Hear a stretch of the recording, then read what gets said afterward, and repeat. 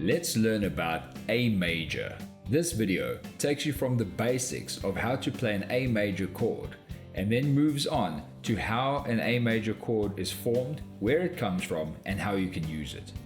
When we learn a new chord, we first need to get used to its shape and position on the guitar. The A major chord is kind of shaped like a rectangle, or let's say 3 dots right on top of each other. I call it the snowman.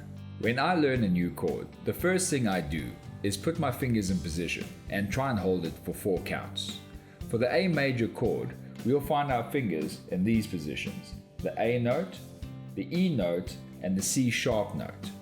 So what I'll do is put them in position and hold for 4 counts. 1, 2, 3, 4.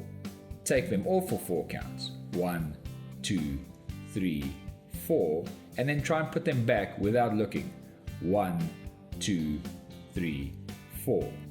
In the beginning, this is going to be tough, but it gets easier the more you do it. The more you rely on not looking at your fingers, the more you'll rely on the feeling of where your fingers are. It's good to repeat this process over and over again. Think about if you're cutting your way through a huge dense forest. In the beginning, it's really tough, but eventually you'll be able to cut a path that you can walk through over and over again. You should also remember, all chords are difficult in the beginning, but they get easier the more you do it. The next step when learning a chord is to strum the chord 4 times. So what I'll do is get my fingers in position and strum 1, 2, 3, 4, and then take my fingers off. And then what I'll do is go back and do the same thing. And we repeat this over and over again so that you get used to the feeling of where your fingers should be and you get used to the sound of what the chord sounds like. Once I'm comfortable with this, I'll try out a couple of strumming patterns.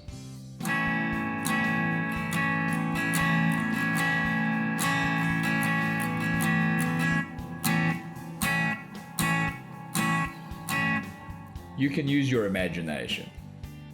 What's great about the A major chord is that all the notes are right on top of each other, so you can effectively use one finger to play all of them. Like that, see? Same sound. It's important not to rush this process. None of us sound great in the beginning, but we eventually get there in the end. You just gotta put in the hard work. Learning where to play a chord is all fine and well, but there's a lot more to it than just putting your fingers in and doing that. We need to understand a little more about how a chord is built. An A major chord is a selection of notes out of the A major scale. For more on scales, check out my other videos in the guitar playlist or the theory playlist. All major chords are made up of at least 3 notes. We call this a triad, tri meaning 3. A major triad makes use of the 1st, the 3rd, and the 5th scale degree. If you think of the regular alphabet, A, C, and E are the 1st, 3rd, and 5th letters of the alphabet. According to major scale theory though, the C note is actually a C sharp. So an A major triad is made up of A, C sharp, and E. When we look at the guitar and we try and find the notes A, C sharp, and E, we find them here. Well, this is the shape we've learned. When we look a little closer, we notice that the 5th string, when played open, is also an A. We also notice that the low E and the high E also form part of the chord. This means that when we strum all of the strings, we are actually playing a full A major chord. Let's look at that A major scale again. When we play the A major scale, it sounds like this.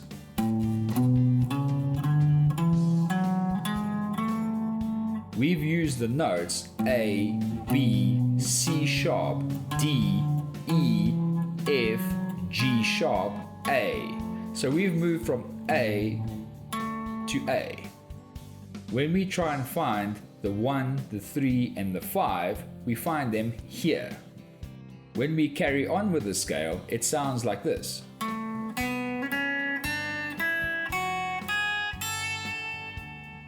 You'll hear that we've moved from A to the next A. We call moving from A to A to A octaves. Why? Because there are 8 notes in an octave.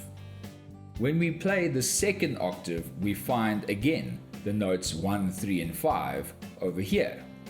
When we look at all the positions of 1, 3, and 5, we find a shape which we can play as a chord. It sounds like this. Notice that the two shapes sound very similar. Notice I didn't look. We call this chord a bar chord, and this is spelled B-A-R-R-E. Of course, there are many other places we can find the notes A, C sharp, and E all across the fretboard. Here is the one you know, and here is the second one you've just seen. It's important that you get used to these shapes in the way that I explained in the beginning of the video. The next one is what we call a power chord. Now, a power chord is not technically a chord because it's not made up of 3 distinct notes. A power chord is made up of only 2 notes, the 1st and the 5th degree. A power chord traditionally is played here with degree 1 and here degree 5. It sounds like this. Now that sounds kind of unimpressive as that, but listen to this.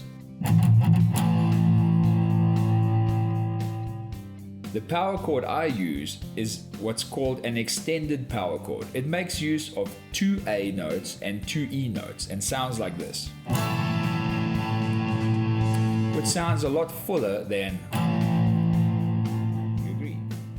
This power chord is not one you would find readily in books or videos because it's not one that's really used. However, I use it a lot in my playing because of its big wow sound. The A major chord, as you now well know, is made up of A, C sharp, and E, with A as the lowest note, or what we call being in the bass.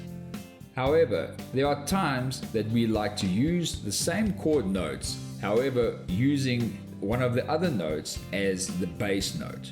For example, if we had to play the chord but have C sharp in the bass, then it would sound like this.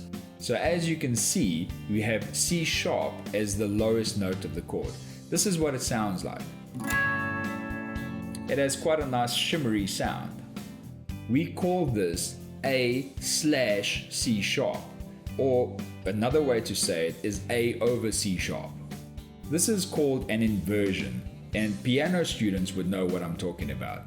When you play piano and you play A, C sharp, and E, you can swap the bass note as A, move it across, and use the C sharp as the lowest note.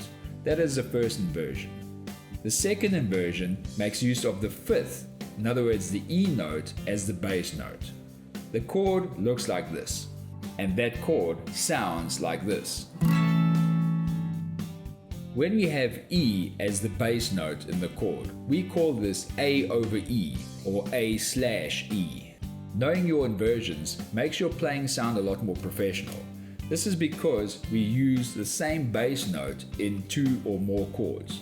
For example, if we want to play a progression moving from A major to, let's say, C minor, there's quite a large jump. However, if we use that version with C sharp in the bass and then go to C sharp minor, it sounds a lot closer because we're using the same bass note in both chords. I hope the A major chord makes a lot more sense now, and you'll see that we've moved from the very basics right up to playing inversions and understanding a little bit more of the theory of how these chords are constructed. And it's really important that you do know this because the theory applies to every single chord in music. So good luck, work hard, slash your way through that jungle, and eventually you'll have a path and you'll be able to play these things really, really easily. Have fun.